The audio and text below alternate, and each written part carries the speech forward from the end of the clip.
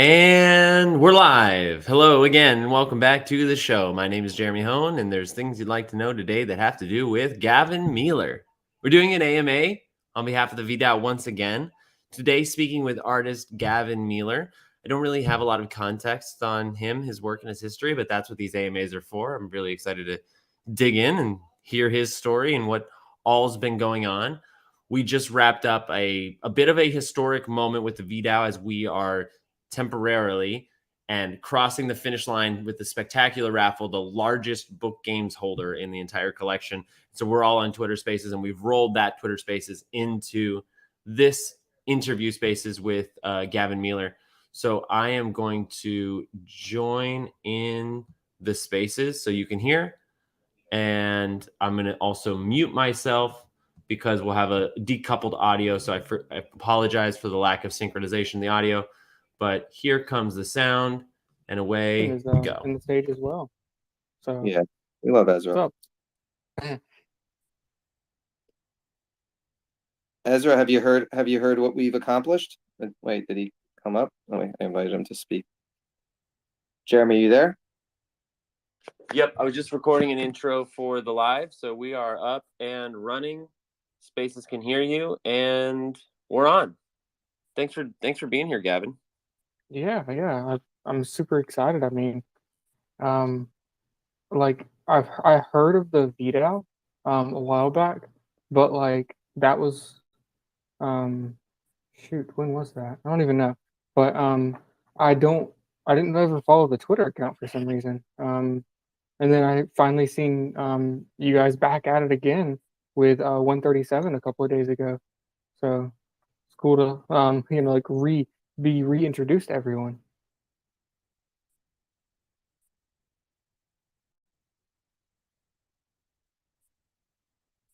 Jeremy's very big into being okay with dead space. I don't deal with it really well. Be okay with what space? Dead air. He might have got rugged. I think he got rugged. He got rugged. Yeah.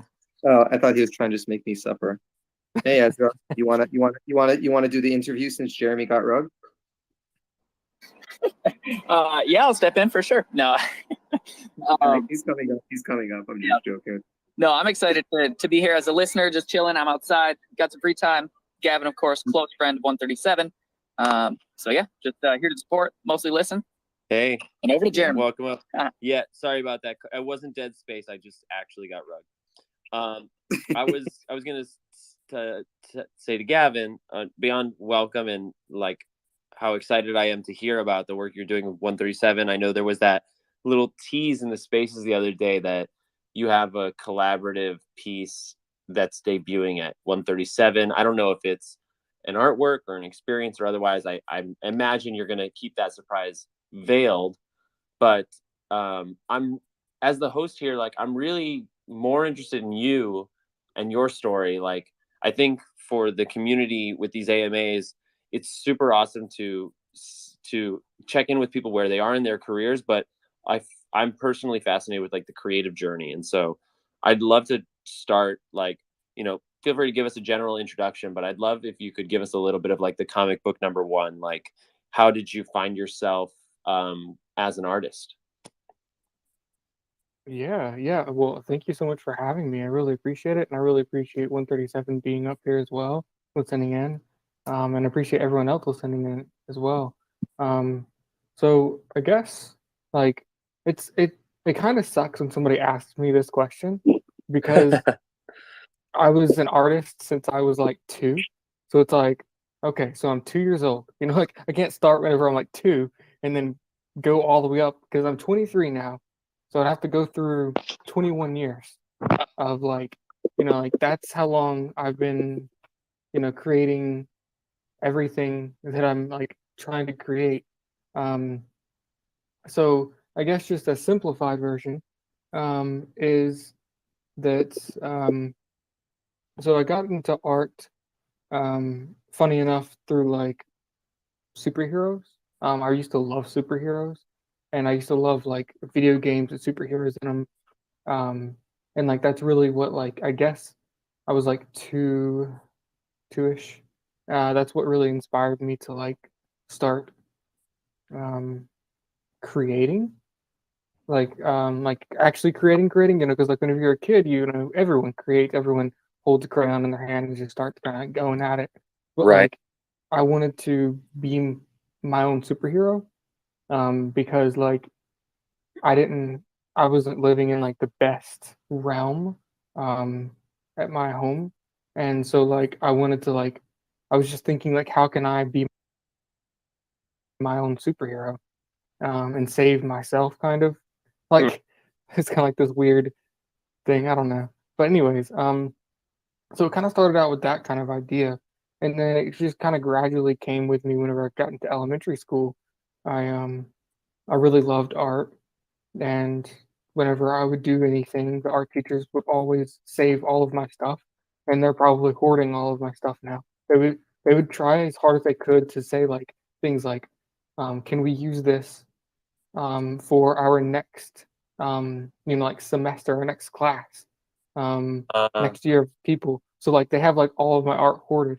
So I don't have that much childhood art because they always wanted it, which is pretty awesome as a kid, because it was like, oh, they want my art. That's awesome. But so like, whenever I got into middle school, I got into like the AP art class or whatever. It's like a class full of people that did art. I guess they just really had a passion for art, and you had to like show, I think, three unique pieces, that you could get in. So it was like, I don't know. I guess it was like a flex for some people to be in the AP art Totally. class, Yeah. because like you had to like show these three awesome pieces, and the art teacher had to like really look at them, take them home, and make sure that you were good enough in Yeah, middle school. you'd been dubbed talented by the powers that be. Yeah, and then whenever I got into high school, me and my girlfriend, which is now my wife, we got into three art classes in one like semester, which is there weren't too many. I mean, not semester. Uh, into three like periods, and there were like five periods in that like one day. So like basically, like most of my classes were art classes. I don't know how I managed to do that, but the art teacher really wanted to like see me more. But like in the art classes, like I didn't really do the project that I was supposed to do. So like I would like kind of goof off and do my own art, create my own things. And she would kind of look at me like, Gavin, what are you doing? You have to actually do the projects if you're gonna have three art classes. And I just always wanted to do like this different kind of thing, not the curriculum, because I already knew that like skill can only get you so far. You have to really have your own unique mind if you want to set yourself different. So that's kind of where my thoughts were.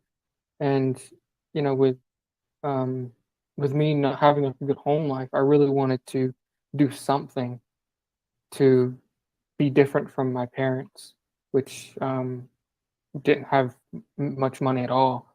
Um, I was surprised that I would even get like a gift on Christmas, because they were talking about like we couldn't pay for the electricity. So like, like we might not have electricity like this Christmas, but instead like something always would happen, and they were able to like get me something, and it was just really awesome that they did that. But basically with that train of thought, I would always like research like like how to be successful. And like it was interesting because like even though I read those books, I still wanted to be an artist, which is like, I don't know, like I guess I don't know if it was guts. I don't know if it was like passion that was driving that. I don't know what it was, but it drove it.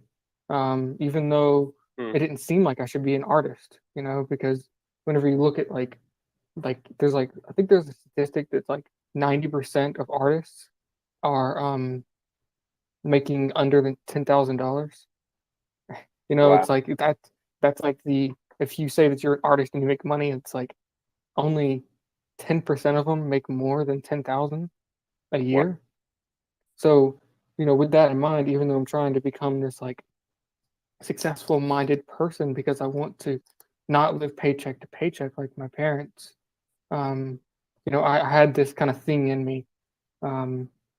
But so like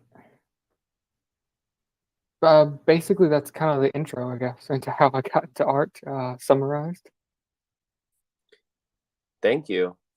I'm kind of soaking that in a little bit. You know, I'm not. I can't really speak to how that landed on the rest of the crowd, but even just the way that you framed up the beginning of like, well, should I start when I was 2? And then further speaking to you being in class and what the way I want to put it is knowing you had to be individual in your curiosity, right? Like, I think that's very, very true. Like, anybody's welcome to be an artist by, in my opinion, by like picking up a paintbrush and painting, right? You're an artist. But there's definitely different degrees of art when it comes to like how you can, I guess, relate to your own human experience and express it through whatever medium you practice. And so I find that very attractive, like for you to share that you weren't willing to be like stuck in the mold, as it were. And I'm kind of curious about this notion of like being an artist at 2 years old. And like, you don't necessarily have to tell me your earliest memory, but like, what is your relationship to intuition? And I'll tee you up a little bit more because I'm an artist as well, and I work in improv, theater, and acting. So for me, and I've also done a lot of mask making, and for me, I tend to view creation as either one of two entry points. It's either internal in that like I have this idea, I'm going for this thing, I'm continuing to put up the guardrails so I get to this place that I've predetermined I want to get to. And then there's the external approach that is more like kinetic to the world around me, my experience that day, the way that the pencil literally feels in my hand, and it's more of a collaboration in that moment. um, and I'm curious, and obviously that involves a lot of intuition, a lot of like feedback, relationship, and interaction with the work you're doing. I wonder if any of those things resonate with you, and if you could speak to like your artist intuition.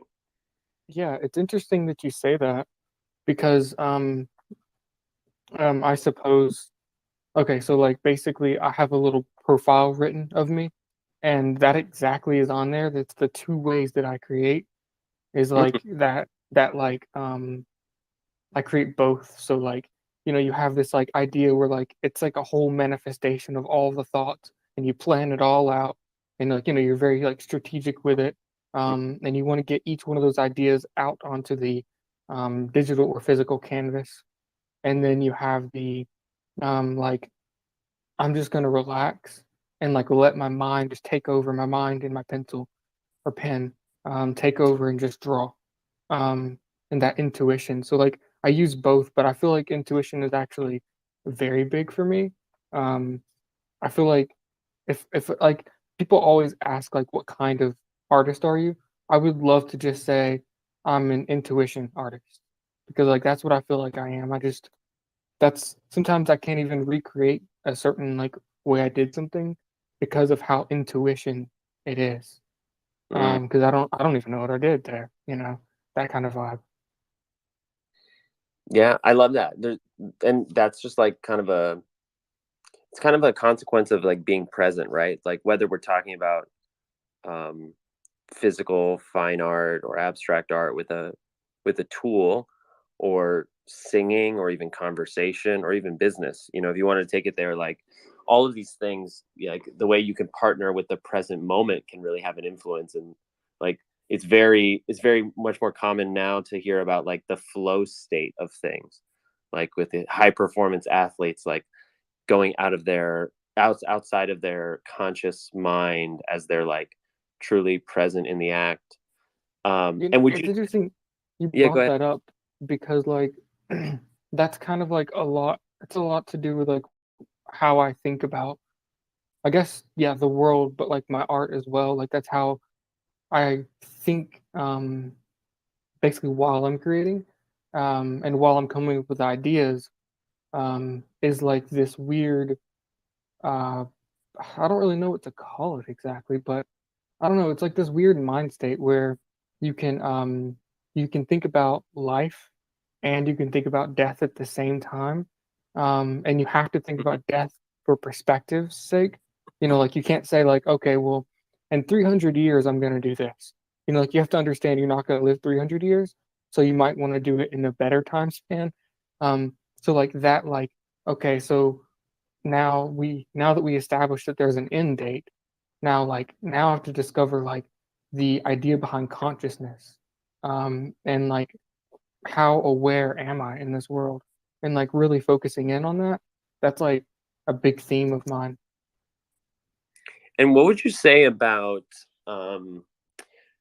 tapping in that regard? Like, do you feel, obviously every day's different and there's always going to be curveballs or what have you, but in terms of like setting, like what kind of mindset are you able to like go on and off as some people describe, or do you sort of gradually enter that space? And is there anything in terms of physical preparation, like either ritualistic or just mundane, that you do to set up before you create? Yeah, I like that question. Yeah. So yeah, I mean, this is the kind of difficult part about it, is I'm kind of always there. So like whenever I'm in a social interaction, like all of my words mess up because I'm just thinking about, like, I'm in the zone. So Mm, like it's very difficult for me to like separate the two. So like I basically, whenever I went to NFT NYC, I thought I could like be social and like talk to people and make friends, but instead I ran away from everything and I was super shy and I couldn't get my words out, and I met Gary Vee, and like it was really awesome, but like I couldn't like talk really because I'm so in my mind about other things. It's hard for me to just, like be like, "Hey, what's up?" Like that's hard for me to just say like the normal like things that you're supposed to say. yeah. I just want to say other things that are like in my head that are just like way, way just like things that you talk about once you know the person better, and you're like, that's a little off topic kind of thoughts. So yeah, it's very difficult for me to get out of the zone. Yeah. Got it. Yeah. So it's more like you don't have a switch. You're just always on. Yeah, yeah, and like, I get really like proud of myself whenever I can like keep a conversation like going for a while, Mm. because I'm like I'm doing it, like I can get so happy because I'm like I'm actually like I'm not like thinking, I'm not like messing up the entire conversation, or I'm not running away from the person because I want to go and really think about this thought that I have or something. Hmm. This is totally off topic. Well, it kind of, but I kind of feel like, because you're going to be at VCon, and most of us in the room are going to be as well. In fact, if you're in the room and you don't have a VCon ticket, you should raise your hand and DM Cohen. Um, but I bring that up because I feel like this community is so willing to jump around and like entertain those not not common conversations, right? Like I can't wait to meet you. Like I have a sense that like the creativity in the arena is just going to generate um so many new ideas. Like conversations will be totally dropped and left because like there will be like a circle of artists that just like find themselves talking about a random thing because like you had a thought and you actually offered it up, whereas maybe in like a bar setting or at a concert or something, there wouldn't necessarily be space for that. Just kind of a thought I'm having. Yeah, yeah, I think it's gonna be pretty awesome. It's gonna be creativity darting through the room. Yeah, yeah, and like and the way that Gary talks about, like the celebrities and the big names and the brands and all the people who are going to be there, it's amazing. It's definitely a big draw, but just like anything, the people next to you are also developing something that's like probably very important and impactful, you know. The I think that the coolest thing about the NFT space right now, and like in the VCon that he's putting on, is the most excited person like wanting to meet besides Gary Vee is Ferocious. And Mm, Ferocious isn't some, like he's not Snoop Dogg. He doesn't have like 30 years, of like building this profile up. That's who I'm most excited to see. He's another artist. yeah, that's a solid transition, actually. Before we go all the way into VCon, let's talk about your journey to NFTs. I see you're 23 years old now.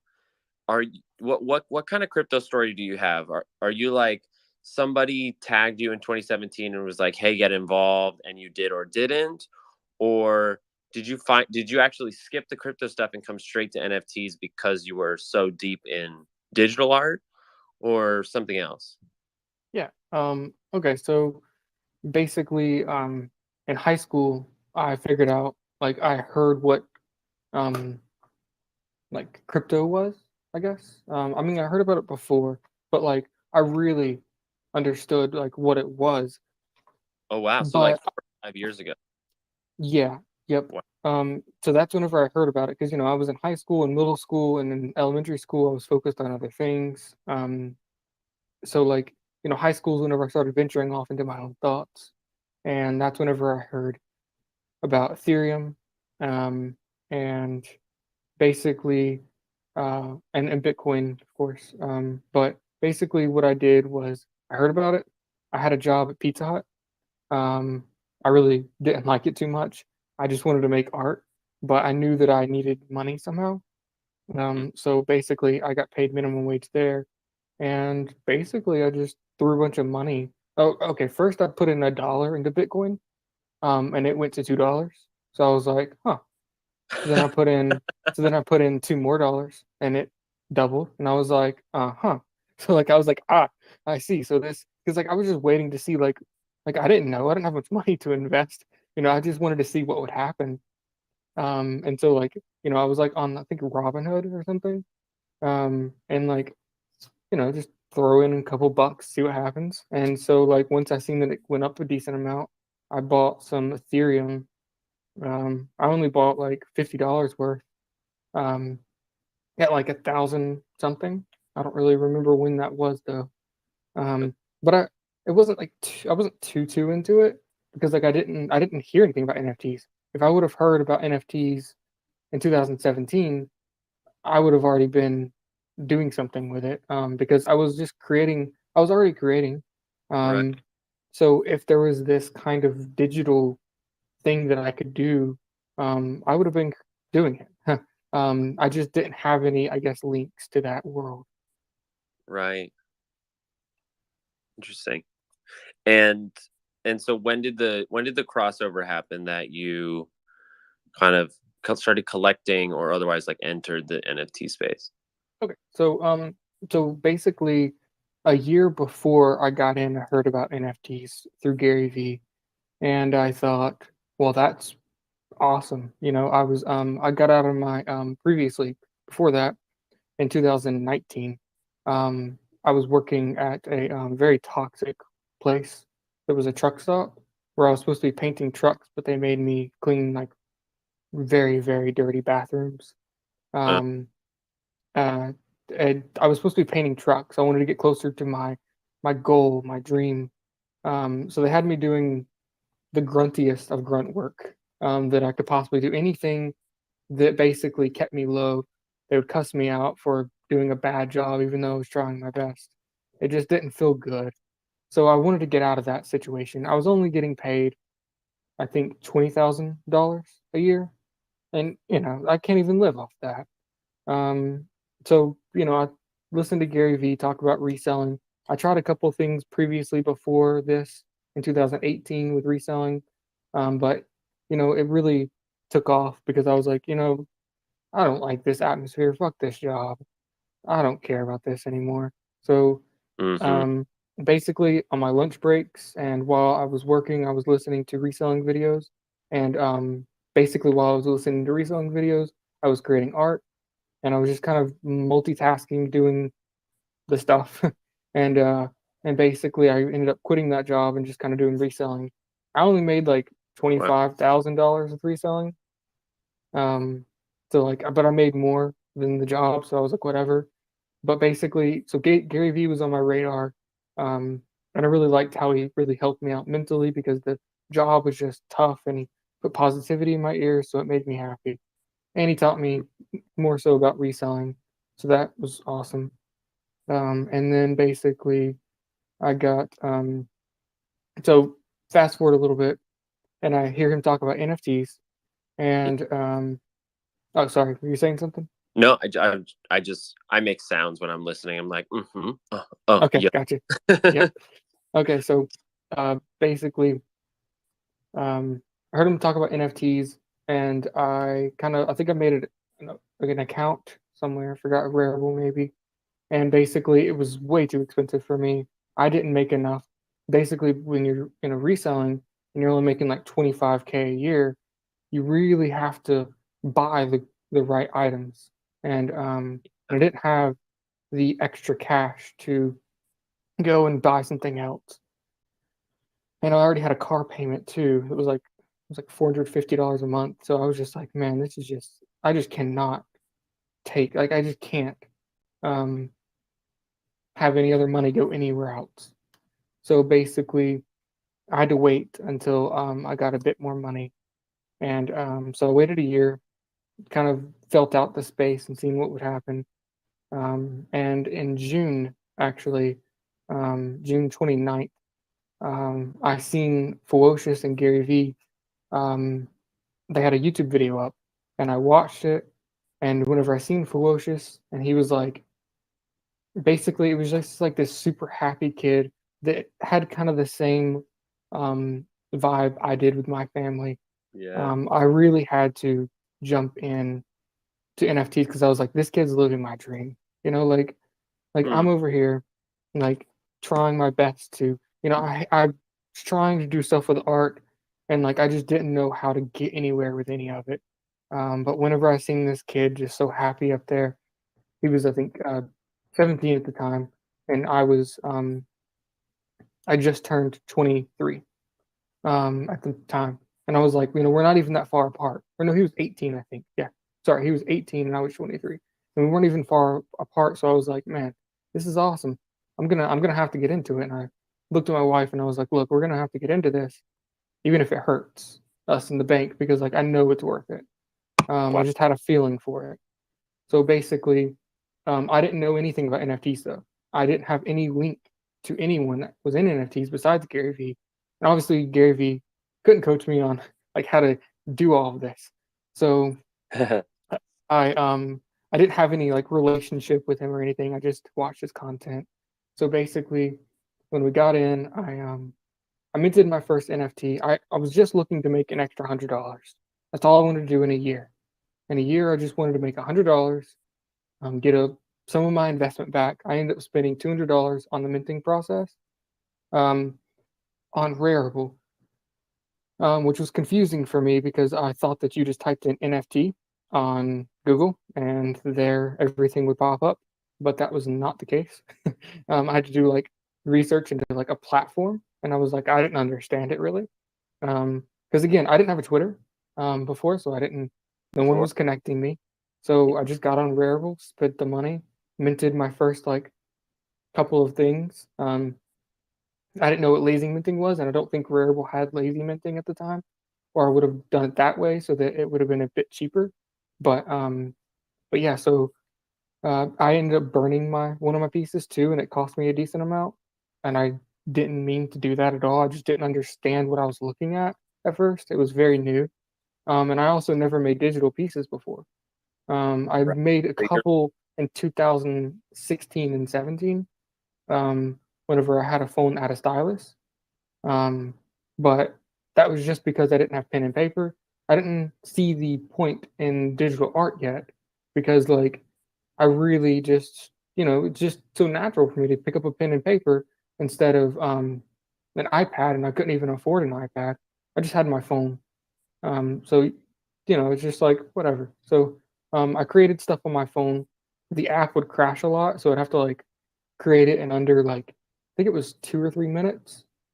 So I had to have to like create a piece really quickly before it deletes. Basically, the piece would or the app would close and it would delete everything I did. So that's like the beginning stages of me getting into NFTs. And if you want me to continue, I can continue on. Yeah, I mean, I really appreciate the details for real because um I can only imagine, you know, I'm looking at the crowd, like who's in the audience, and this is our DAO, right? Like we have these AMAs often, and we hear from a lot of different artists. And what's so fascinating to me, hearing your story, beyond like the unique, the personal details unique to you, one of the main themes that comes out again and again is like you have to go through the mistakes and the lessons. Like you just described, like 4 or 5 different times where like you had to learn by doing, and sometimes that cost you time, sometimes it cost you ETH, but otherwise like it was necessary, informative for you to be able to get to the place where you are now, where you have a better understanding of what lazy minting is, or any of these other concepts. And I want to highlight it because I think it's valuable, because the reality is, if you're in this room, then you are probably seeking to benefit from NFTs, and that's either going to be by collecting thoughtful artists like yourself, or creating your own. And I think it's an important reminder for people that it takes time. it just Hey, it just you know, I really like that. You know, that's like a big thing for me, is just like jumping into that idea. Oh shoot, I forgot what you just said. just like the process of practice and Yeah, iteration. that's it. Yeah, so basically taking action is something I'm like very serious on. Instead of like, I hate whenever like somebody's like, you know, like, oh yeah, I'll do this, you know, and like they never do it. And, you know, like a year goes by and they're like, oh yeah, I'm still planning on doing that.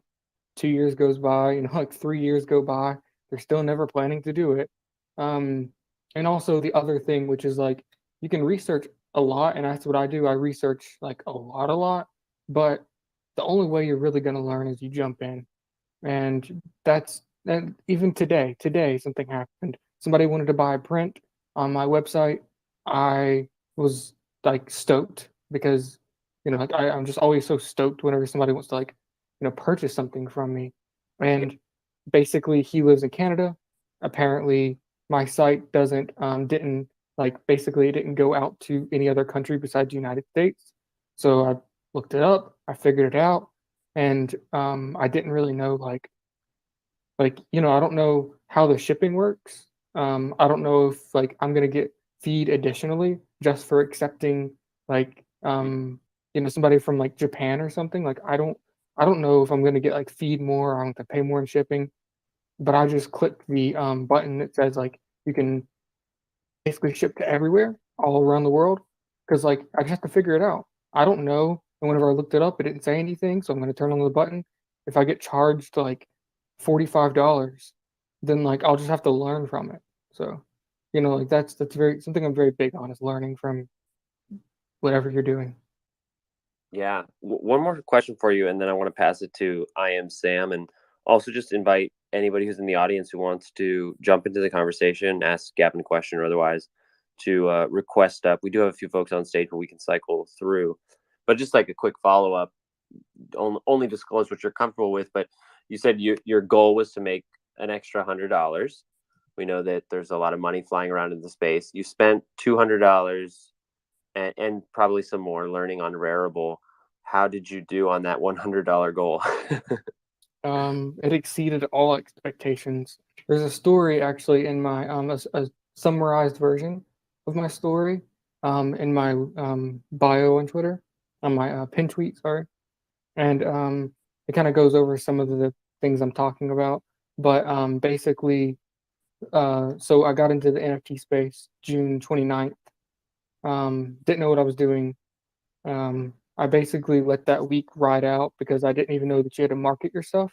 I thought it was like eBay. eBay does marketing for you. Didn't understand any of it. So basically, I was just letting it ride. Didn't really pay much attention to it. Um, and I think we got hit with like some kind of bill that we had to pay, and I was like, okay, this is serious time. This is game time.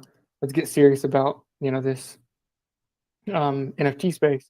So a friend reached out, an art friend. They said you should probably get on OpenSea. You might save some money, and I was like, awesome. So I got on OpenSea, minted my first like 3 things on there. It was it was that was much cheaper. It was like $70, and then it was free for the rest of the mints. So I was like, awesome. So I jumped on that. I basically I posted a couple of things on Instagram because that was what I was on. I wasn't on Twitter yet. I posted a couple of things on Instagram. Within about a week, they put one of my pieces up on their Instagram, and I got like a load of followers. Um, and I was like, that's awesome. And a load of followers to me was like 100 at the time. I was like, whoa, like this is awesome. Like a bunch of people are following me. And then all of a sudden somebody said, just bought it. And I was like, oh my gosh, like I was freaking out. So I sold my first NFT. And I think I sold my first one. I've always tried to keep my value up as like a person that like creates. So like I think the first one sold for like 150 or something like that. And so like that already exceeded my goal. And then I sold like a second one. And then I sold the third one the next day. And then basically a couple of minutes later, OpenSea messaged me and said, do you want to be on the homepage of OpenSea? And I was like, yes. Yep. Like that's awesome. So basically, but again, I didn't have a Twitter yet. So I didn't understand too much of it. As soon as I got in the space, I always assumed that people know what they're talking about more than me. So like they probably know more than me. So I listened to people. I made a bunch of NFTs. I didn't really understand the concept of like supply and demand in the space. So I minted a whole bunch of stuff, just like whatever. And basically, once I was on the homepage, it took about 2 weeks for me to actually get on the homepage. That was in like July 20th, something like that. So anyways, basically, the I can say the amount because like I'm just super excited about it, and I've already told people before in my story. But basically, after the OpenSea thing, it basically generated $40,000, which I thought was fake at first.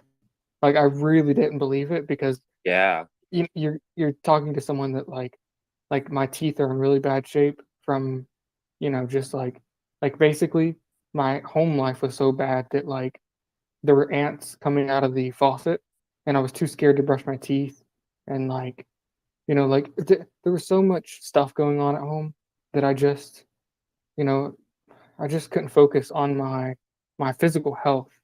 And now I can, but with that $40,000, I immediately paid off my car, so I don't have to pay that anymore. Paid off a bunch of debts.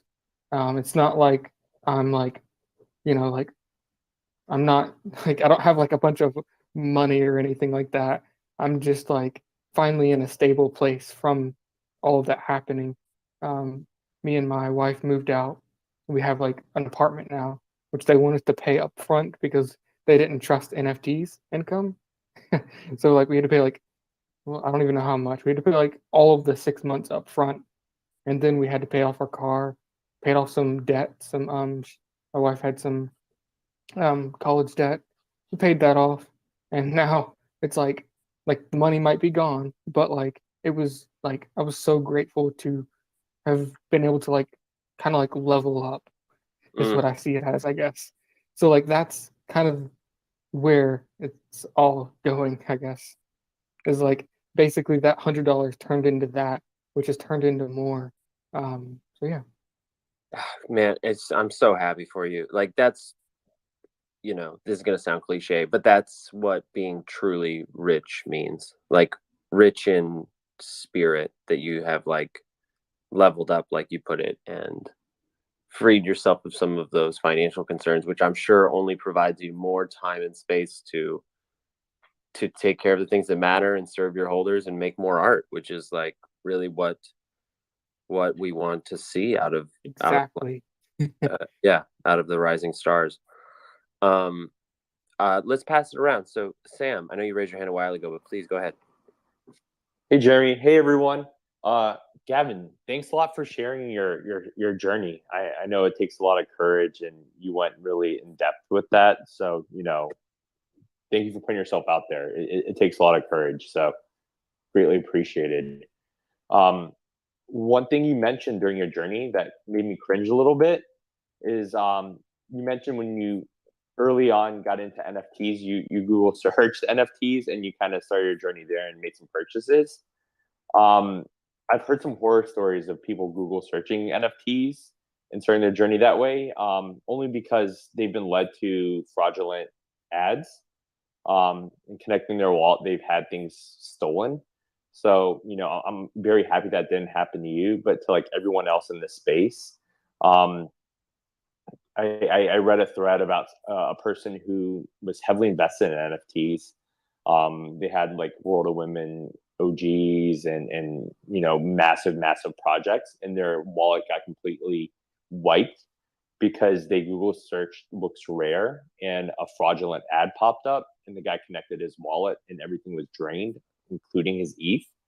So, just a cautionary tale for everyone in this space. And that's one thing I love about this space is that we could share experiences and kind of learn off each other.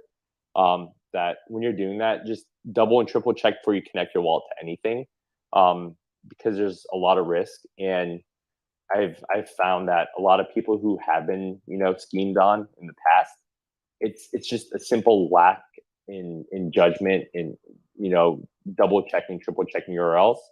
So anyone out there, if you guys are purchasing, just take that extra time. Make sure you review and you're doing your due diligence, because that extra 10 seconds could save you a lot. But I'm so happy that you're able to make the come up, Gavin. It's great, and it's great to hear that NFTs gave you that possibility. And keep doing what you're doing. I love to hear it, and continued success. So thanks, man. Appreciate it, man. Really appreciate it. Thanks for that. Wade, go ahead. Hey, what's up, guys? Gavin, I just wanted to, I think I heard one of your very first interviews with 137 is when I first caught wind, and I popped in and listened to it. It was really inspiring. I went and checked out your OpenSea page and love your work. I'm an 80s baby. I don't know if you've ever heard this before or not, but there is a book that I read as a kid, and it was called Scary Stories to Tell in the Dark by this guy named Alvin Schwartz. And when I saw your work, my brain just connected with that. And so like nostalgia kicked in, and so I thought that I would, just share that. Super big fan of your work. It's very inspiring to hear you talk. And I appreciate being strolled down nostalgia lane. Yeah, I love those books. Like they were in my library, but like my reading level wasn't high enough, so I was forbidden to touch those. So, but like I really love the covers, and I would just pick them up anyways. Oh Just yeah, read 'em. half But of the fun was just to look at the illustrations in there. yeah, yes, love that. But I love your work, man. I want to just encourage you to keep creating. You're doing some awesome stuff. Really appreciate that. I really do. Hell yeah. If there's anybody else on stage who wants to throw out a question, or in the audience wants to request up, please do. Please do. Sam's got another one. All right, go ahead.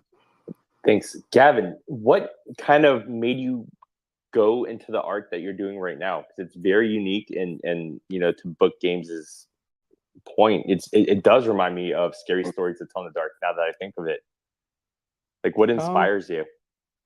I suppose like I don't really know exactly what inspires me.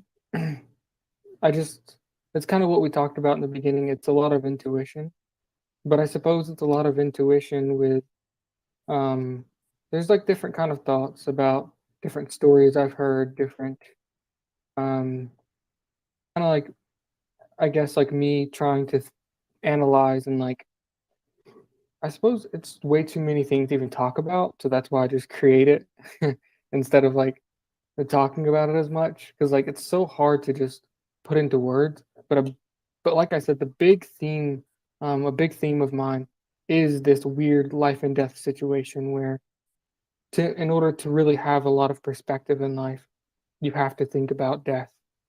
And whenever you think about death, a lot of times there's a lot of negative emotions. I mean, it's tough to think that like, like I'm 23 and like, like you can see it as half glass full or half glass empty, but either way, I only get like four more of these 23s, like max. So like, it's like it's sad, but like it helps me create these like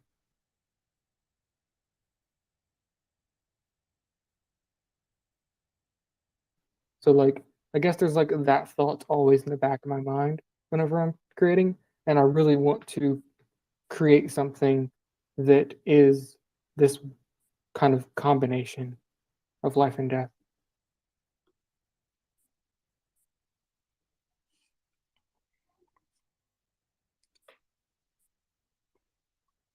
I'm bringing up. Oh, did I get rugged? No, I hear you. Oh. You're good. Yep, you're still there. I'm bringing up sarcasm, and I'm going to pass him in just a sec. I want to highlight before going to 137. That's just such a powerful universal thread I find between so many artists, like this like pull between like one life and it could end like that. Like the artists that are after something universally human, just they hit different. But they actually warm my heart. Yeah, I just wanted to shout out. There's a person on stage, or not on stage, in the audience. Their name is Dylan. They have a PFP of mine, so I just wanted to shout that out. Like to Nice. see it, love it. Nice.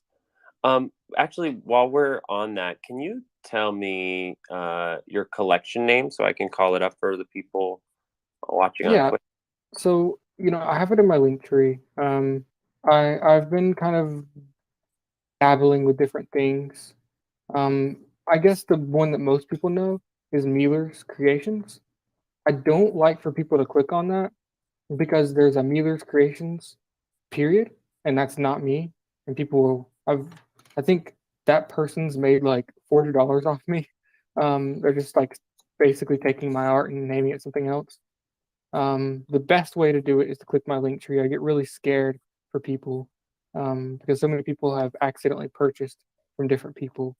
But I recently have gotten to talks with Nifty, and I do have like a Nifty drop. So like I don't really know exactly where you should go to like find my work because like I've been like experimenting basically. I see you have a Ponder It From All Angles? Yes, I actually wanted to talk about You this. just recently got that, I think, right? Yeah, I picked that up yesterday. Nice. It was a really good, like, I don't know, it just was a huge thank you to Gary Vee for buying two of my pieces. Like it just meant so much to me because it was full circle.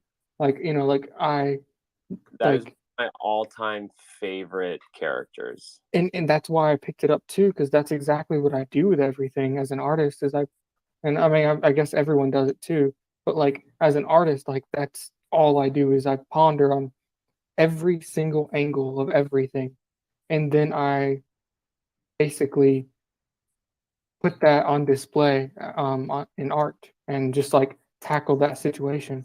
So like it meant a lot to me too. So I was like, I gotta grab it. And also like I was never able to afford a V-frame whenever they were at like they were like 40,000 or 50,000. Yeah. So I finally can. Amazing. Amazing. We can come back to that. I want to go to these hands real quick. Ezra, go ahead. Yeah, hey Gavin, thanks for spending the time and sharing your story. This is the first time I've personally heard it, so I thought, you brought it up in the very beginning. It was being an intuition artist, and this is a two-part question. One is, when do you feel your intuition is the strongest? Like, do you have a routine that you get in, or habits that you realize oh, if I do this, I have a stronger intuition. That's part number one. And then number two, my favorite city in the entire world, maybe other than New York City, is Savannah, Georgia. And I was wondering if you had any thoughts or have visited Savannah. I know it's very artsy. So number one is your intuition the strongest? And then two is, how do you feel about Savannah, Georgia? Love that. Okay, so I have been to Savannah, Georgia, and I like it. I do like it's like a really chill area in Florida, beach. I like that area better, but I do love Savannah. I love their atmosphere, and I try to incorporate, like I try to incorporate instead of like literally taking like the southern things and adding them to my painting. I try to take like the South's vibes. Like if I see like this color that just keeps like I just keep seeing the same color, I'll use that color. So like it really, I don't know, like my atmospheres really inspire me a lot. And then your other question, hold on, let me remember it. Intuition. When do you feel Thank your you. intuition is the strongest? Yeah, so my intuition is the strongest, I think, whenever something big happens. And it lasts basically like when something big happens, it lasts forever. And I feel like each time something big happens, my intuition gets better and I can basically ride out that intuition, but it does die down at some point. Like I'll have like a creative block and I can't get around trying, and the creative block is only created not because I can't create, but because I can't create something better than the last one. And like that's that almost makes me like basically I just know that means I need to dive deeper into, I mean, basically curiosity, because obviously I'm not experiencing enough. Which I know this has nothing to do with curiosity here, but basically I was recently like 4 months ago, I think 3 months ago, I was in a car wreck, and like that completely changed how I thought about death because I just realized how soon it could happen. So that's whenever I really dove deep into this new kind of like vibe of art. And I also wanted to say that like forgot to say this.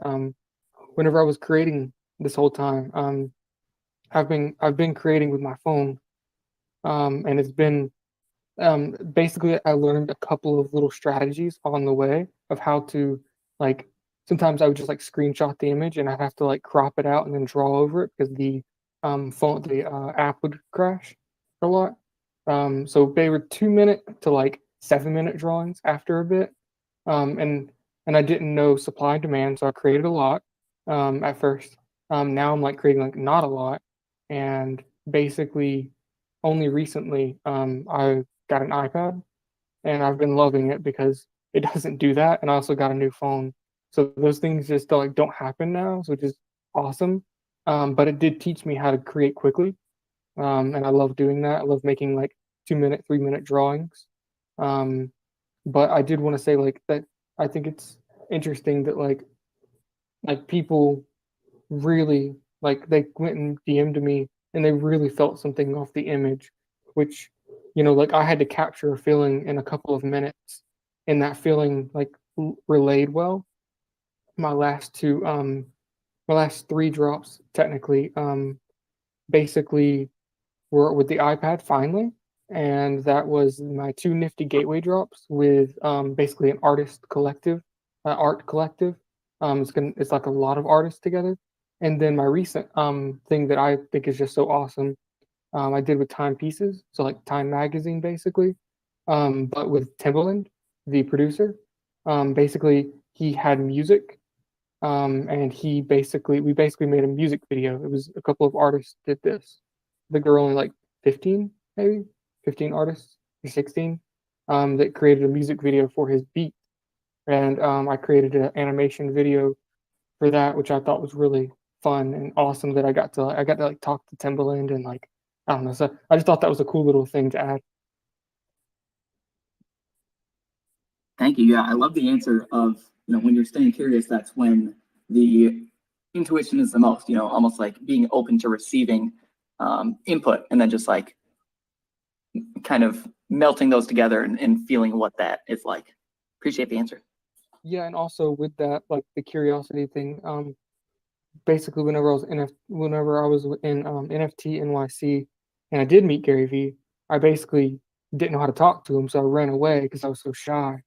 And I wasn't able to talk on Twitter Spaces because I was just too socially awkward. So after that, I basically made a piece that was called "I'm Shy and That's Okay," and like I dove into this curiosity of like, why am I shy, and like who am I if I am this kind of guy that is shy? And I started really working on myself. And lately, I've been creating my own Twitter Spaces, trying to get used to it. And I joined as many Twitter Spaces as like I could, and I'm just trying to. I think I've really tackled that fear of mine of talking to people. So so yeah, that again, curiosity helped me lean into this different side of myself where now I can actually talk to people. I love that. Thank you for sharing. I got to jump. Appreciate your story, and see you at VCon. Thanks, Ezra. See ya. Jeremy, do you want to make maybe another little official announcement? Maybe. Yeah. Do you have the final count? I think I think it's the same number, but hold on.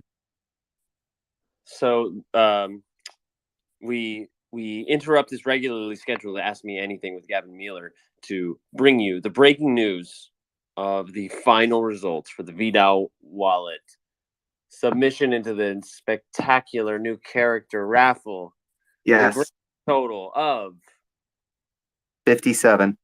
57 entries. 882 tokens. That's Oh, 100 God. Oh my God. That's 135 above second place. Oh my God. I mean, 135 tokens has to be like in the top 10% of holders on its own. Like that means that means we received more than 150 tokens in the last hour. Yes. Oh my God. Can I just say, let's don't know fucking what- go? This is insane, by the way. Fucking go. When Gary V retweet. Yeah. By the way, do me a favor. It should be like, yeah, send it from the DAO account, and then we could all retweet it. But like, this is insane. Yeah, I think it should be like a screenshot, and then it should be like 882 tokens, 57 entries. This is what happens when a community comes together. Oh, that's nice. What did you say? 882 tokens? Yeah, 57 entries into specs. This is what happens when a community comes together. Got it. In the meantime, let's go to I can't see the screen. Dave Toronto has his hand up. Dave. Awesome. Thanks for the opportunity. Gavin, by the way, awesome story. It was very inspiring. It was amazing to hear, like to your point, I think Jeremy mentioned before, the detail was just amazing. Quick question for you. What's next for you? I know I was reading somewhere that you have something coming around. I think you call it continuous paintings or something like that, if I'm not mistaken. Is that anything you can share around what's next? Yeah, that was actually something I previously did, and I'm still working on. Basically, those were dropped with 137. Oh, okay.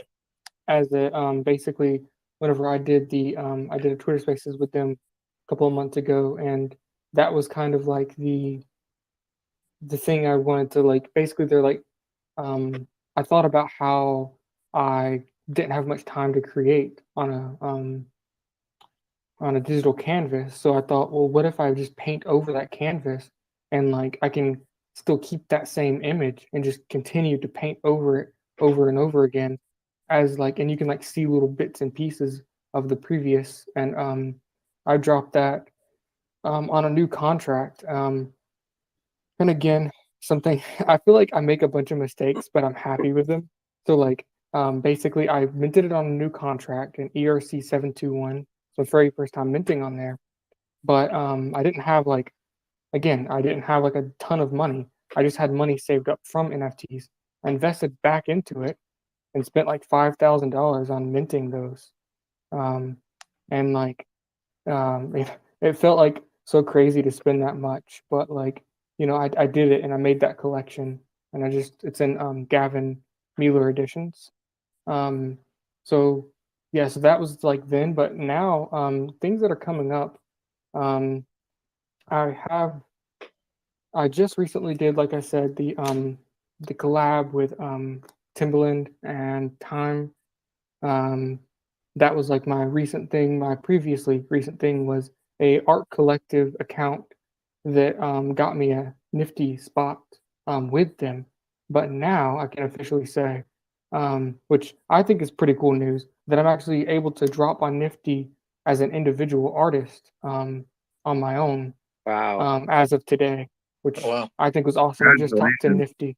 Thank you. That- And I think it's big for me because of this entire origin story of, so it was full circle with Gary Vee and him buying my piece, two of my pieces.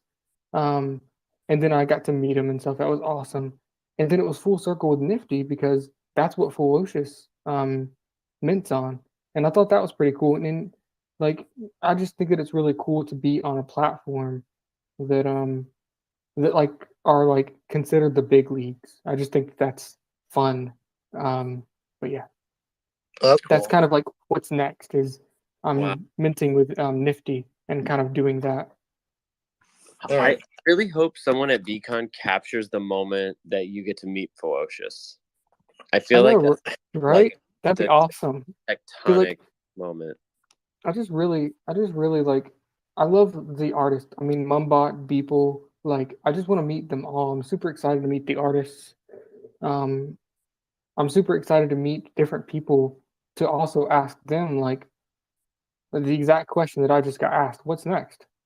Like, I don't, like, somebody else tell me, like, what's next, because, like, I'm 23 years old. You know? I could probably tell you what's next. You can tell me what's next? Okay. Is it a VeeDao collab? It involves you taking some time off and relaxing. And a lot of time when people relax, they tend to draw blueberries. And a lot of artists who've come and done AMAs with us have decided to make a blueberry for our collection. The Dapper Dinos have made a Dapper Dino blueberry. The Drops have done a Drops blueberry. Varvara Ale from the Flower Girls has done Gemma, who's right next to you and under me, made a V Women. Tyler Hobbs just made us a Tyler Hobbs blueberry. And I mean, it just seems natural that what's next, and you ask it, is Gavin Meeler blueberry. Yeah, that makes sense. Yeah. It's Sorry like, to put you on the spot like that. it's like basically the amount that I'm like, okay, so I'm doing this thing which I can't actually talk about with 137 at VCon. I'm doing that, and I'm doing Nifty now. I just talked to them, got everything settled out. I'm official Nifty Gateway artist, and I got a couple of things that I'm working on that I really can't talk about. It's weird that you can't talk about them. It's like they tell you like you can't talk about this, and I'm like, okay, fine, can't talk about it, whatever. So I feel like I'm just so busy right now, and I'm also trying to like create my own. I'm still trying to like edit what I'm doing as a style, so it's like I'm still tweaking stuff. So, but I will make it. I'll make a Gavin Meeler X Blueberry VeeDao. Nice, guys. Everyone who's in this space, by the way, if you haven't done it yet, please make sure you follow Gavin. Please go to his account and follow him. And actually, if you could even take it to the next step, go to his pinned tweet and like it and retweet it, please. Guys, do me that favor. Let's just make his account go crazy right now on his pinned tweet. Yeah, I'm grateful for that, and hopefully the community will show you how grateful they are for your upcoming blueberry. Yeah, I'm actually going to go buy one of your pieces now on OpenSea. Let's fucking go! Yeah, Thank you. really appreciate it. No, I love it. Let me know which one you get. Yeah, I'm looking right now. Like there's yeah, I'll let you know, but a lot of awesome stuff. I had one last follow-up question I was going to ask you. It's a weird one. If you could choose one superpower that you could have, right? What do you think that would be for you? And it doesn't have to be the traditional, like, fly or whatever, anything. I'm just curious. It sort of gives me an interesting sense of. Well, I always take questions with a lot of context. This context is no one else has superpowers, or a literal 0.00001% of people have superpowers. If I assume that, then I can make the decision. But if lots of people, if 20% of people have superpowers, then I'm gonna have to choose one that's OP. If I can pick, so that like I don't get demolished. So I think that if typically no one or literally no one else has the superpower. He made I think $40,000 in 2 days. This guy talking now. Oh, sorry, I'm talking up. Sorry, I was trying to explain to my wife who was on this, and that was not supposed to be that way. Sorry. It was awesome. It was caught on camera. So my superpower would probably be to basically make people. You know what? I don't really know. I was gonna say to make people like understand how I feel about something. So like sometimes I just have a lot, like I have super gratitude whenever somebody like purchases something or asks somebody asks me to come on something like this. Like I just am super grateful. And like you can't actually show that. Like I can say it all day, I can sound like I'm grateful, but you don't know. You can't know what's in the person's head. So if I could just relay that and give you that emotion, and you could like I could like give it to you in like my hand, or like like I could just give it to you and you're like, whoa, you are grateful, wow. Like you could like feel it. So like that would be a really cool thing to like, or if I'm like really angry, I could just, instead of like lashing out, I could just give you the emotion, and then you like cower and run away because you're like, oh my gosh, this guy's angry. Almost like like a that'd be so reverse cool. mind reader. Yeah, like here's my emotion. Which is why I guess I create too, so that I can just show it right there. That's so interesting. That reminds me of something Gary says. Well, he'll be like, if I could, I think he calls it a superpower. If I could have one superpower that he could, or he would want to create like a drug that he could inject self-awareness into people, which is kind of I like that sort of superpower. Jonko, I see your, or actually, I'm sorry, Jonko. Sarkis has been waiting for a while. Go ahead, Sarkis. Thank you, Jeremy, for having me up here. What's up, Gavin? I love Gavin's work. We talk, he already knows. It's amazing. I think what you're doing is really being truthful, expressing yourself, and people see you for that, and that's a beautiful thing. I love the V Friends and Gary V. I've been watching and listening to his stuff for a long time. Hopefully one day I could afford V Friend and be a part of the crew myself. But until then, I'm just watching it and growing, as a creator in this space. I'm loving all your answers, by the way. I think it's really cool that you're talking about like intuition, and you're talking about like a very different approach to things, like having people feel what you're feeling is not a common superpower that someone would bring up. I think it's really interesting. But yeah, I think it's really powerful to be able to connect and communicate. Communication is the key to communicate your thoughts and your feelings with others. One question I do have for you, Gavin, is how do you see yourself merging the two? Because I know you also do physical artwork, and in this digital NFT space, now you're doing digital work, and you're merging the two. Do you see yourself also doing like physical art exhibitions going forward and still going into the physical art world, or focusing mainly on NFTs? Okay, really appreciate it. Um, so yeah, so I'm actually really it's like Gary Vee says, I think this of course as well. It's a both world. This isn't gonna be a digital or physical. I started in the physical world. Now I'm getting to this digital world, and I'm absolutely loving um, the. I love making the animations. I love the digital aspect.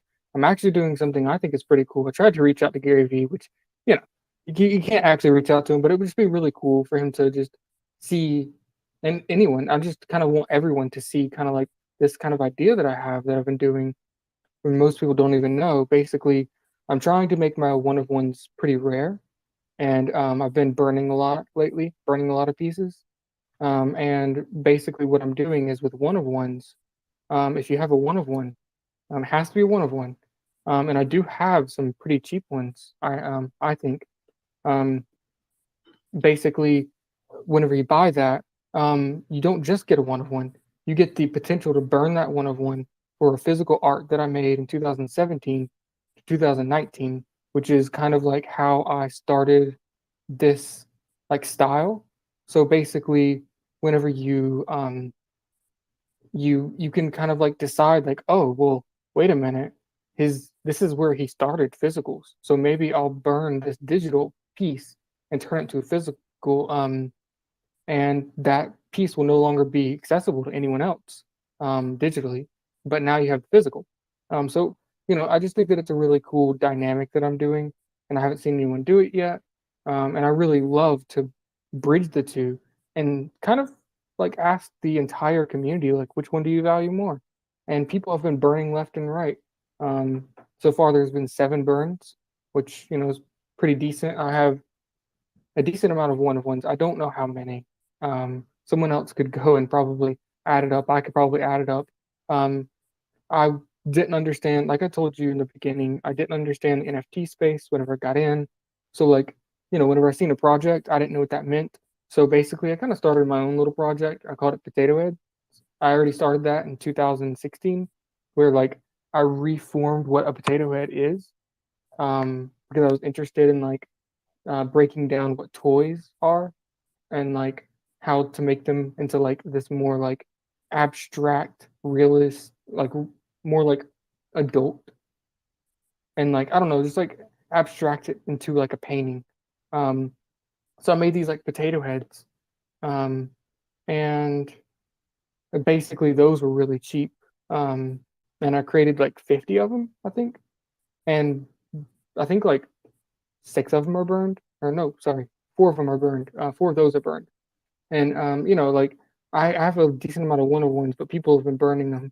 So that's kind of like how I take that. And then also I do really want to get into, like it would be awesome to be able to show in some crazy museum or auction house is what I would love to do. Like I would watch the art auction houses whenever I was younger, just because like that's where the Picasso is, So you'd watch it, and it would be awesome to see the numbers go up, even if they are like, like just making the price go up, like fakely. Even if they are doing that or if they're not, it doesn't matter. I just still enjoyed it. Um, so like that kind of realm, like that's still what I'm interested in. But I'm also have this love for NFTs now. It's a both game. I think it's really cool what you're doing with burning for the physical piece, and it's kind of like a follow-up question, because it when you do have a physical piece and you make a digital piece out of it, I'm asking because that's currently what I'm doing in my first collection. You have it's a one of one, but it's a one of one in the physical world, and it's another one of one in the digital world, and that's sort of separate, and that's okay. But what if we have the option to bundle it, and we also have the option to not bundle it? And how would you approach like true ownership of that original piece. Okay, I'll clarify. I'm not basically, these are 2017 to 2019 pieces. They're random pieces. They're nothing to do with the NFT. I've only made basically three or four, maybe three or four of those, like at the very beginning stages. I made three or four pieces that were a literal just high res version, picture version of that piece, and I did give some of them to the people that bought it. So like I did do that, but that was very early on. That's where it comes into this weird play of like it's too hard to know like who exactly owns it if there's a digital and a physical and it's just a picture.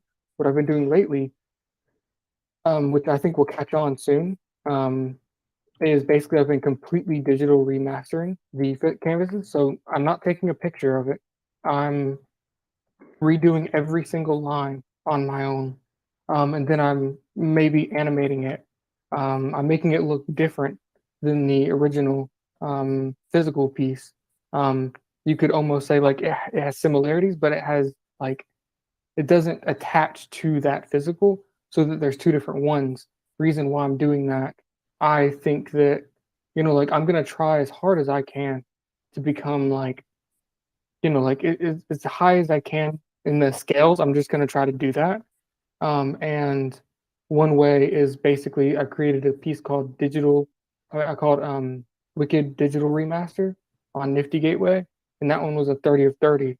And basically it's an animated version of a physical, but it doesn't really look like the physical. It does, but it doesn't. It's called Wicked, and so is the physical. And I'm hoping one day, I don't know when, maybe in 30 years, who knows, I can get in some kind of crazy auction house like Sotheby's, Christie's, something like that. And like if I can sell that physical there, then like the people that own the NFT, I think people will really freak out about it, because like that's like they're like they could like communicate with each other, but they're not attached to each other in any way. Super cool. Thank you.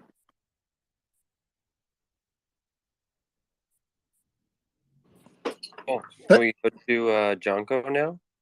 Or Well, thanks, Jeremy. yeah, let's go. Gavin, very cool story. I was just reading through your thread. So a couple things. Curious, what if you've already shared this, then just let me know.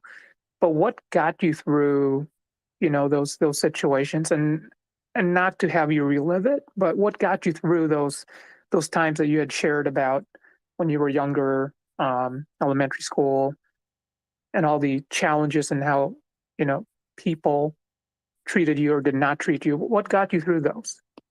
I went through a lot of dark times, which probably attributes to my art.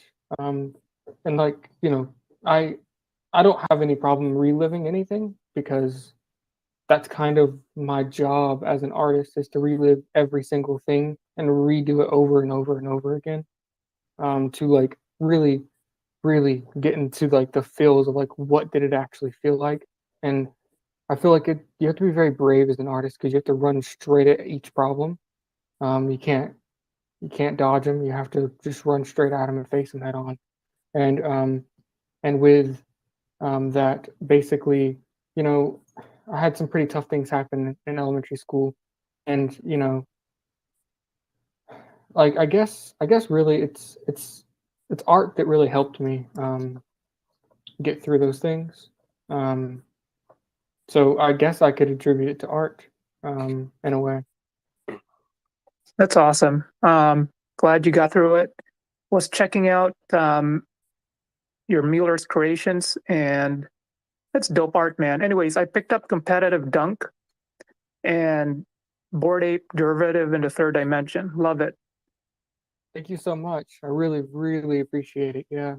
Yeah, that's a good pickup for the Bored Ape Derivative, because that's it's only a 5 of 5, but ever since like the crypto crash and everything, like people are just like throwing my stuff everywhere, trying to like liquidate everything they can. So I really appreciate you picking that one up, because it's only a 5 of 5, and you know, like obviously things go up and down, so you can't really base it off anything. But for a while there, my 10 of 10s were going for like 0.7.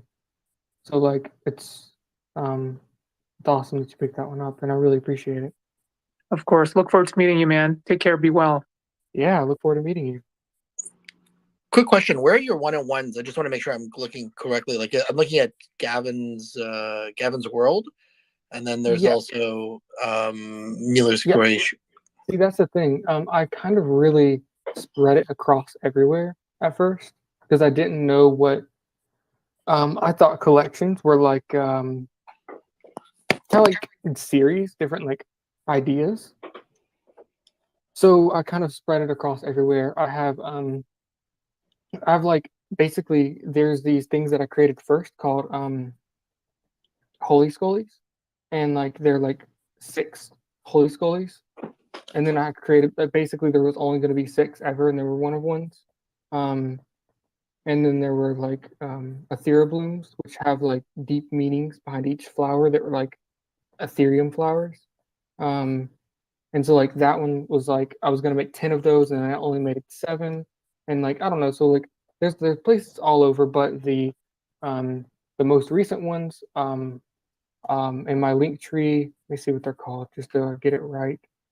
Um, in my link tree, there's oh shoot, looks Yeah, like it's out of it. I was looking at your link tree. You have OpenSea, Gavin's World, OpenSea. Yeah, Meeler's for some reason it's not Creations. there. Well, whenever you're on my actual like Mealer's Creations or Gavin's World, if you click the little like there's like a little bio section there, you click the drop down menu. You can also see the other ones, the Meeler, Gavin Meeler editions, and Gavin Meeler. It's just called Gavin Meeler. And then when you click on that one, oh, there's not any for sale right now, but those accent. So I was gonna create a one of one only area so that it didn't get confusing, and I accidentally dropped a 15 of 15 in there, which I was like really like sad about because the whole point was that it wouldn't look confusing. So I messed that one up, but basically that's where some of the newer one of ones are, but they're none for sale. Um, I think I don't really know if there are any for sale. There are some in Mueller's creations. Like they're like hidden in there. Um, I wish that we could like look at this easier. Like it's not a very easy look. I wish that it would separate by like you know if it's a one of one or if it's a yeah like 5 of 5 or whatever. But I do have some in Mueller's creations. Um, yeah, and the cheap ones that I was talking about. I would say what are the see for some reason everything's not in the link tree now. um but that's called like I don't want you to click on the wrong link, so I'm not even gonna tell you. Well, I can follow up Um with you. I don't want to take up time on the space, but maybe I'll yeah, I'll follow up with you afterwards, and maybe you can guide me if you don't mind, or just let me know yeah. because So basically one of them, the cheaper ones, which some of them got swept up, I see. I guess that was a couple of days ago actually. They're called Potato Head by Meeler, and it'll have 10 ETH volume traded. If it has 10 ETH volume traded, that's the correct one. I think that's my cheapest one of one available right now is 0.5. But yeah. All right, awesome.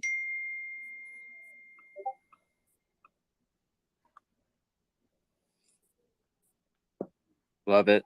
Kong, I think you're gonna get the last word here. Gavin's been super generous with his time, and so I think we're gonna come to a close. But please go ahead and take the stage. Fantastic, brilliant. Hi, Gavin. Nice to meet you. Just wanted to quickly ask very brief question about your relationship with time and personal well-being today.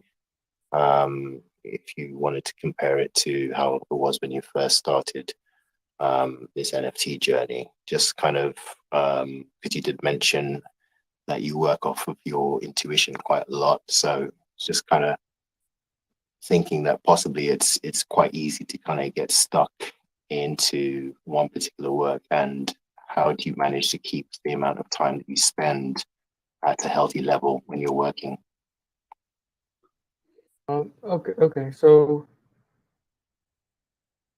I guess the biggest thing is like I can only do something that I really enjoy.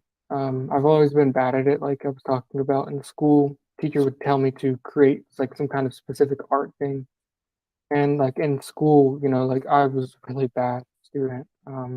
So I just can't do things I don't want to do.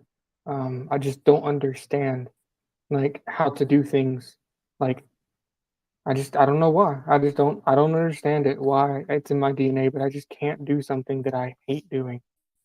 And so whenever I get tired of something, like certain style, or if I'm working on something for too long, and now there's a difference, I guess, between that because like okay, if it's crunch time and you need to make something, like if I don't know if something crazy happened, like Southby's were to message me right now and say, "Hey Gavin, can we have 10 pieces?" I might not feel like doing it, but I'm gonna do it because it's an opportunity that's unreal. And then all of a sudden, my passion spikes up like very largely when something big happens. Like I said, so if something big like that happened, my passion is like through the scale. So I'm like rushing to create. But whenever it's like my own thing, I can take my time. If I'm frustrated with the piece, I'll walk away. Sometimes I'm really in the zone, so I'll work for the whole day, and the next day I'll wake up and I'll just keep on working at it until I'm not feeling it anymore. So I guess I just kind of run like that, just yeah, just based off of each day's feelings. Cool. Really appreciate that. Thanks. Wow. I feel like this was a very special AMA. I can't put my finger on it. Maybe it's just because you're special, Gavin. Maybe it's because we were. I really appreciate this, and like it's so fun to me. This was very fun.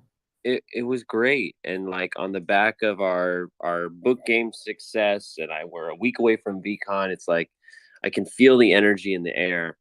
It's really cool, and I mean it sincerely. Like I really resonated with how you said, I can say I'm grateful. I can say it all day, but can you make sure that it's actually received and heard and lands? And I want to just say, like, I'm really grateful for your time and for your story and for all of the creative perspective you shared today. It's very, very special. I did. There is our alien friend Carl Saxon. Oh, maybe you just got rugged. I'm gonna invite you back up, Carl. It doesn't look like Gavin's running out the door. I think we're in the middle of a kumbaya, or we're about to close the kumbaya. So here's your last shot. But Gavin, while we give him a little time to see if he wants to come up, do you want to say a final word? Yeah. Yeah, can you hear me? I mean, Right on time, Carl. Hey, bud. Perfect. Thanks, Jeremy. Happy I was able to get those gold frames to you too to get us another spot for the spec raffle. But Yeah, Gavin, resonates so hard with everything that you said. I'm in a pretty interesting spot in my life, so it's really good just to hear people that have been through similar cases. Like I know that like everyone's situation is really unique. But Jeremy, like you said, I think that this spaces was actually like really important for some reason. It does like feel like that, and vibe really hard with this community, and really happy to be here. So thanks to everyone. And Gavin, you do really great work, and excited to pick something up soon. Thanks. Thank you so much. Really appreciate it. love it.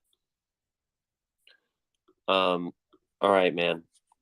I'm passing the ball to you for the final buzzer. What do you want to leave us with, or otherwise, how can we support you or the ideas that you're putting out into the world? Yeah. Well, I'm just really grateful to have been here in the first place. I'm really excited to see anyone and everyone at VCon. I'm gonna be there. I have a really cool thing with 137 that I can't talk about. Um, I'm really hoping to meet anyone and everyone that wants to meet me.